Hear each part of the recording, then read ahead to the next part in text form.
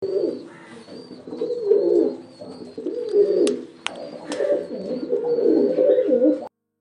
வளர்க்கும் நண்பர்கள் அனைவருக்கும் வணக்கம். இன்றைக்கி நம்ம சேனலில் பார்க்க போகிற வீடியோ என்ன அப்படின்னு பார்த்தீங்கன்னா, நம்ம வந்து ப்ரீடிங் போடலாம் அப்படின்னு சொல்லிட்டு பேர் செட் பண்ணுவோம். பட்டு அதில் வந்து நிறைய ப்ராப்ளம்ஸ் வந்து ஃபேஸ் பண்ணுவோம். இது வந்து காமனாக எல்லா லாஃப்ட்லேயுமே வரக்கூடிய பிரச்சனைகள் தான். ப்ராப்ளம்ஸ் பார்த்தீங்க அப்படின்னா ஒன்று ஒரு விதமாக இருக்கும்.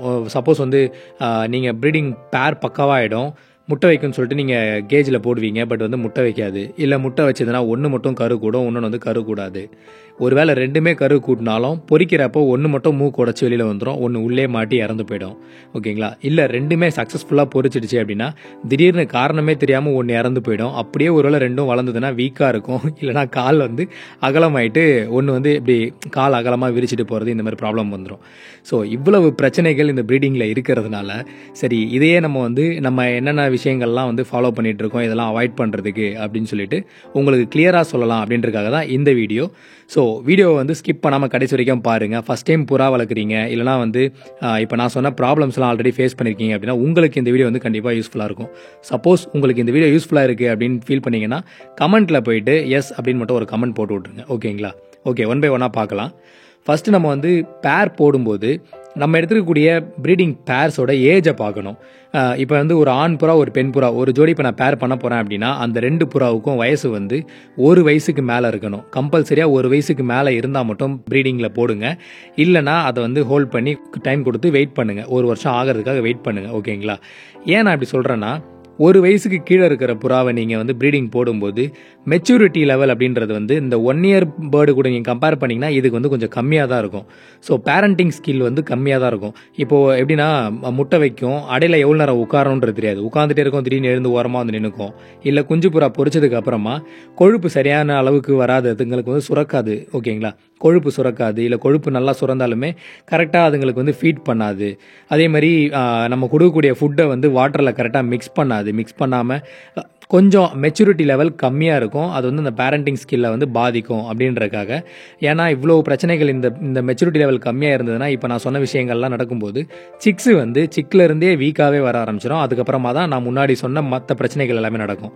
ஸோ இதை எல்லாமே எண்டு கார்டு போடுற மாதிரி ஸ்டார்டிங்லேயே நீங்கள் வந்து ஒரு நல்ல மெச்சூர்டு பேர் 1 வயசுக்கு மேலே இருக்கிற புறாவை பேர் பண்ணி நீங்கள் போடும்போது நல்ல ஹெல்தியான சிக்ஸ் உங்களால் எடுக்க முடியும். இது ரூல் நம்பர் 1.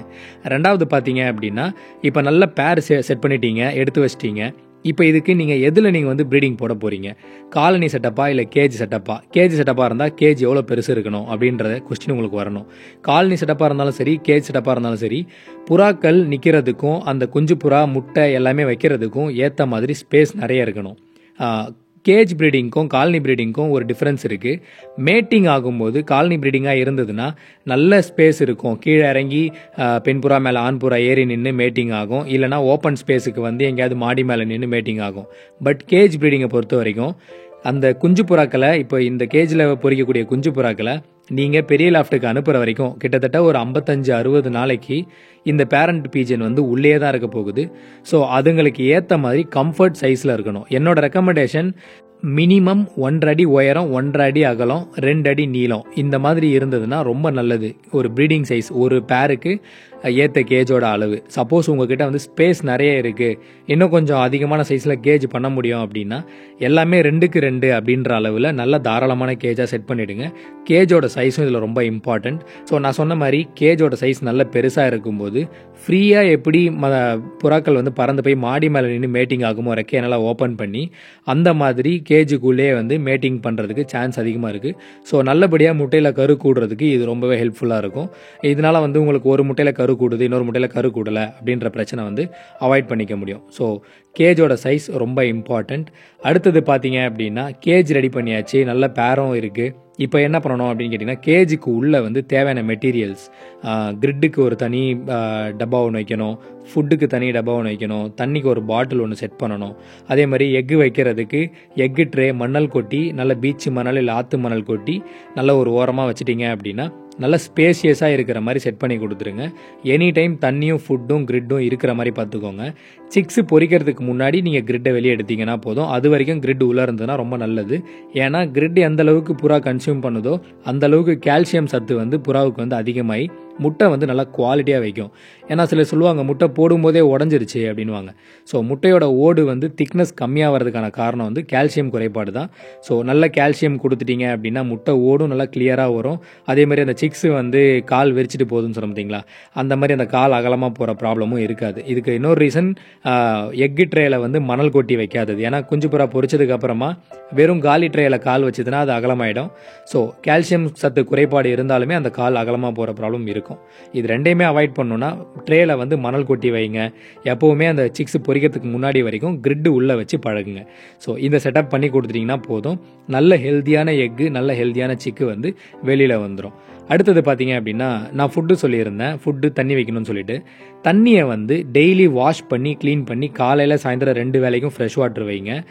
அதே மாதிரி ஃபுட்டு வந்து நல்ல மிக்சடு ஃபுட்டாக கொடுங்க. மிக்சடு ஃபுட்டில் பெருந்தீனி வந்து 60% இருக்கிற மாதிரி பார்த்துக்கோங்க. சிறுந்தீனி 40% இருந்தால் போதும்.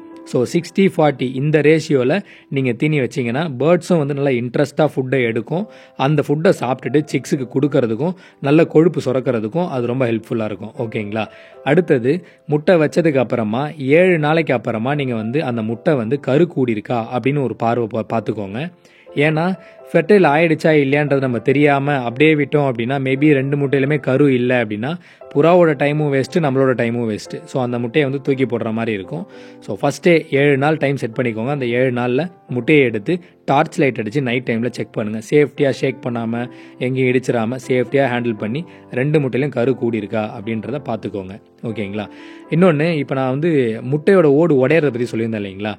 சப்போஸ் புறா வந்து மூக்கு உடச்சி வெளியில் வர முடியாமல் இறந்து போகுது அப்படின்னா அதுக்கான காரணம் ஒன்று இருக்குது. அது என்னென்னா ஹியூமிடிட்டி வந்து கம்மியாக இருந்தது அப்படின்னா அந்த மாதிரி நடக்கும். ஹியூமிடிட்டி அப்படின்னா என்னென்னு பார்த்தீங்கன்னா காற்றுல இருக்கக்கூடிய ஈரப்பதம்.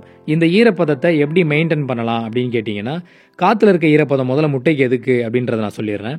முட்டையோட ஓடு வந்து இப்போ நீங்கள் நார்மலாக உங்களோட லாஃப்ட்டில் வந்து குஞ்சு பொரிச்சதுக்கு அப்புறமா அந்த ஓடை எடுத்து உடச்சி பார்த்துருக்கீங்களா என்னைக்காச்சும்? அப்படி பார்த்துருந்தீங்கன்னா உங்களுக்கு தெரியும், அது ஒரு மாதிரி பொறுன்னு சாஃப்டாக இருக்கும் உடைக்கிறதுக்கு. அப்புறம் ஒரு கவர் ஃபீல் வரும் கையில். அந்தளவுக்கு அந்த ஓடு வந்து கடினமாகவே உங்களுக்கு ஃபீல் ஆகாது, ரொம்ப ஈஸியாக இருக்கும் உடைக்கிறதுக்கு. பட் இதே வந்து பொரியாத முட்டையை நீங்கள் உடச்சி பார்த்தீங்க அப்படின்னா ரொம்ப பிளாஸ்டிக்கை உடைக்கிற ஒரு ஃபீல் வரும், கொஞ்சம் டைட்டாக இருக்கும் அந்த ஓடு உடைக்கிறதுக்கே. ஸோ இதுக்கான காரணம் வந்து அந்த காற்றுல இருக்கிற ஈரப்பதம் அந்த முட்டைக்கு கம்மியாக போய் சேர்ந்துருக்கு அப்படின்றது தான். இதுக்கு ரீசன் என்னன்னு பார்த்தீங்கன்னா, சப்போஸ் பேரண்ட் பீஜன் வந்து ரொம்ப நேரம் அந்த அடையில் உட்கார்ந்து இருந்தது அப்படின்னா அந்த ஓடு வந்து கொஞ்சம் கடினமாகிறதுக்கு சான்ஸ் இருக்குது. அதே மாதிரி லாஃப்ட்டை வந்து எப்போவுமே க்ளோஸ் பண்ணி வைக்கிறது, இது எல்லாமே அதுக்கான காரணமாகும். ஓகேங்களா. ஸோ இதை எப்படி நம்ம பேலன்ஸ் பண்ணலாம், இந்த மாதிரி மூக்கு உடச்சி வெளியில் வர முடியாமல் புறா இறந்து போகிறத எப்படி தவிர்க்கலாம் அப்படின்னு கேட்டிங்கன்னா, நீங்கள் வந்து முட்டை பொரிக்க போகுது அப்படின்னு தெரிஞ்சிருச்சுன்னா ஒரு 3 நாள் 4 நாளைக்கு முன்னாடியே என்ன பண்ணுறீங்கன்னா புறாவை வந்து குளிக்க வைங்க. அப்படி இல்லைன்னா எவ்ரி 7 டேஸுக்கு புறாவை வந்து குளிக்க வச்சுருங்க. பேரண்ட் பீஜனை சொல்கிறேன். குளிக்க வச்சுட்டிங்க அப்படின்னா அந்த ஈரத்தோடு போய் முட்டையில் அடையில் உட்காரும்போது அந்த முட்டைக்கு தேவையான ஈரப்பதம் வந்து ஆட்டோமேட்டிக்காக கிடச்சிரும். ஃபஸ்ட்டு கொஞ்ச நேரம் முட்டை ஜில்லுன்னு இருக்கும், அதுக்கப்புறமா அந்த பீஜன்லேருந்து வரக்கூடிய ஹீட் வந்து மறுபடியும் நார்மலாக வந்து புறாவுடைய அந்த முட்டைக்கு வந்து போய் சேர்ந்துடும். ஸோ இதில் வந்து எந்த ப்ராப்ளமும் கிடையாது. ஹியூமிடிட்டி வந்து கரெக்டாக மெயின்டைன் ஆகும். இந்த ஈரப்பதம் வந்து முட்டைக்கு போய் சேர்றதுனால மூக்கு உடைக்கிற டைம் வந்ததுக்கப்புறமா அந்த குஞ்சு புறா ஈஸியாக வந்து மூக்கை உடைச்சி வெளியில் வந்துடும். ஓகேங்களா. ஸோ அதே மாதிரி முன்னாடி சொன்ன மாதிரி தண்ணி வந்து 2 டைம்ஸ் மாற்றிடுங்க, 2 டைம்ஸ் செக் பண்ணிவிடுங்க. ஏன்னா பேரண்ட் பீஜன் என்ன பண்ணுன்னா அந்த தீனிக்காகவும் தண்ணிக்காகவும் ரொம்ப வெயிட் பண்ணிகிட்டு இருக்கும் கேஜ் உள்ளே இருக்கிறதுனால. சப்போஸ் காலி ஆகிடுச்சு அப்படின்னா நீங்கள் போனதுக்கப்புறமா உங்களை பார்த்தோன்னே அது வந்து அங்கே எங்கன்னு அலைய ஆரம்பிச்சிடும். அப்போ மேபி அந்த முட்டையில் டிஸ்டர்ப் ஆகிறதுக்கு சான்ஸ் இருக்குது, முட்டை மேலே பட்டு கால் பட்டு உடையிறதுக்கு அந்த மாதிரி சான்ஸ் இருக்குது.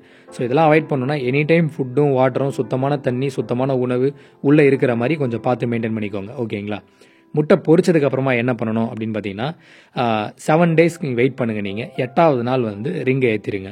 ஸோ நேம் ரிங் வச்சுருக்கீங்க அப்படின்னா 7 நாள் வரைக்கும் பாருங்கள் கால் எந்த சைஸில் இருக்குன்னு கம்பேர் பண்ணிக்கிட்டே இருங்க. 8வது நாள் வந்து ரிங்கை ஏற்றிடுங்க. அதுக்கு மேலே போயிடுச்சுன்னா ரிங்கு போட முடியாது, ஸோ விட்டுருங்க, பரவாயில்ல. கட் ரிங் அந்த மாதிரி ஏதாவது கிளிப் ரிங் அந்த மாதிரி ஏதாவது போட்டுக்கலாம். ஓகேங்களா. இப்போ ரிங்கு போட்டதுக்கு அப்புறமா தான் உங்களுக்கு வந்து டிசீஸ் டைமே ஸ்டார்ட் ஆகும்.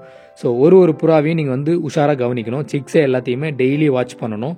கொசு கடிக்காமல் மெயினாக பார்த்துக்கணும். ஏன்னா இந்த டைமில் இந்த குஞ்சு புறாக்களாக இருக்கிற டைமில் பார்த்தீங்கன்னா ஈஸியாக அஃபெக்ட் ஆகிறது ரொம்ப மேஜர் டிசீஸ் பார்த்தீங்கன்னா இந்த கொசுக்கடியால் வரக்கூடிய அம்மை.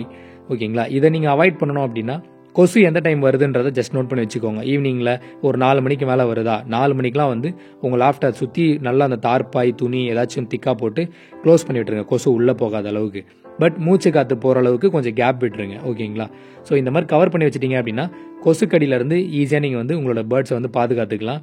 சப்போஸ் நீங்கள் லேட்டாக வருவீங்க, ஈவினிங்கில் மூட முடியாதுன்னா வேறு யாராச்சும் ஆள் அரேஞ்ச் பண்ணியாவது மூடி வச்சுருங்க. ஏன்னா குஞ்சு புறாக்களுக்கு வந்து முடி வந்து முளைக்கிற டைமில் தான் கொசு ஈஸியாக கடிக்க முடியும். வெறும் ஸ்கின் தான் இருக்கும். நமக்கு எப்படி ஸ்கின்னில் கடிக்குது கொசு, அந்த மாதிரி வந்து குஞ்சு புறாக்களுக்கும் ரெக்கை முளைக்கிறதுக்கு முன்னாடி மட்டும்தான் கடிக்க முடியும். ஸோ அது கடித்த ஒரு 4-5 நாள்லேயே பார்த்தீங்கன்னா சின்ன சின்ன கட்டியாக வர ஆரம்பிச்சு அது வந்து அம்மை கட்டியாக மாறிடும். ஸோ இதெல்லாம் அவாய்ட் பண்ணணும்னா நல்லா க்ளோஸ் பண்ணி வைங்க ப்ரீடிங் கேஜை, ஓகேங்களா? இது கொஞ்சம் உஷாராக பார்த்துக்கோங்க. அடுத்தது கோல்டை பொறுத்த வரைக்கும் கூண்டை வந்து நீங்கள் எந்த அளவுக்கு மெயின்டைன் பண்ணுறீங்களோ அந்த அளவுக்கு கோல்டே வராமல் பாதுகாத்துக்க முடியும். நம்ம வந்து ஸ்டாண்டிங் இஷ்யூ வராமல் இருக்கிறதுக்காகவும் முட்டையை சேஃப்டியாக பார்த்துக்கிறதுக்காகவும் ட்ரேயில் வந்து மணல் கொட்டி வைக்கணும் அப்படின்னு சொன்னோம். பட் இந்த மணல் வந்து குஞ்சு பொரிச்சதுக்கு அப்புறமா எப்படி இருக்குன்னு பார்க்கணும். நீங்கள் ஈரமாக இருக்கா, இல்லை அதே ட்ரை கண்டிஷனில் தான் இருக்கா, இல்லை மணலோட அளவு கம்மியாக இருக்கா, எல்லாத்தையுமே நீங்கள் நோட் பண்ணணும். சப்போஸ் அந்த மணல் வந்து ஈரமாக இருந்ததுன்னா குஞ்சு புறாக்களை ஒரு ஓரமாக வச்சுட்டு அந்த டப்பாவை மறுபடியும் மணலெல்லாம் கொட்டிட்டு ஃப்ரெஷ்ஷான மணல் போட்டு உள்ளே வச்சு அதுக்கு மேலே சிக்க வைங்க. இல்லை ஏதாவது நீங்கள் அட்டை ஏதாவது நீங்கள் மெட்டீரியல் ஏதாவது யூஸ் பண்ணுறீங்க லாஃப்ட்டுக்குள்ளே அப்படின்னா அதில் ஏதாவது மோஷன் இருக்கா, ஷிட் இருக்கான்றதை உஷாராக கவனிச்சுக்கோங்க. அது வந்து ஈரமாக இருக்கா எல்லாத்தையுமே வாட்ச் பண்ணுங்கள். தண்ணி ஜில்லுன்னு இருக்கா, ஓகேங்களா? அப்புறம் இருக்கிற தண்ணியில் வந்து ஷிட்டு போயிருக்கா, புறா வந்து மோஷன் போயிருக்கா, அதை கொஞ்சம் வாட்ச் பண்ணிக்கோங்க. இந்த மாதிரி மெயின்டெனன்ஸ், கிளீனிங்கு, கொசுக்கடி இல்லாமல் இதெல்லாம் நீங்கள் அவாய்ட் பண்ணிட்டீங்கன்னாலே அம்மை நோய், சளி, இந்த மாதிரி மேஜர் டிசீஸில் இருந்து நீங்கள் ஈஸியாக வந்து சிக்ஸை காப்பாற்றிட முடியும். அந்த 60 நாள் தாண்டி புறாங்க பறக்க ஆரம்பிச்சு நீங்கள் லாஃப்ட்டில் ஏற்றுனதுக்கப்புறம் பறக்க ஆரம்பித்ததுக்கு அப்புறமா அதுங்களுக்கு இம்யூனிட்டி பவரும் கொஞ்சம் அதிகமாகிடும், ஃபெதர்ஸும் ஃபுல்லாக வந்துடும். ஸோ மேஜர் டிசீஸ்லேருந்து அதுங்களே ஓரளவுக்கு பாதுகாத்துக்கும். அதுக்கப்புறம் நம்ம வந்து ஹெல்த்தியான ஃபுட்டு, வாட்டரு இது மட்டும் நீங்கள் பார்த்துக்கிட்டிங்கனாலே நல்ல லாஃப்ட்டை வந்து நீங்கள் மெயின்டைன் பண்ண முடியும். ஸோ இந்த வீடியோ வந்து உங்களுக்கு யூஸ்ஃபுல்லான வீடியோவாக இருக்கும் அப்படின்னு நம்புகிறேன். மற்றும் ஒரு பயனுள்ள வீடியோவில் சந்திக்கிறேன். அது வரைக்கும் உங்ககிட்ட இருந்து விடைபெறுவது உங்கள் அன்பு நண்பன் அன்சாரி. நான் சொன்ன மாதிரியே அந்த எஸ்ன்ற கமெண்ட்டை மட்டும் போட்டுருங்க, ஓகே?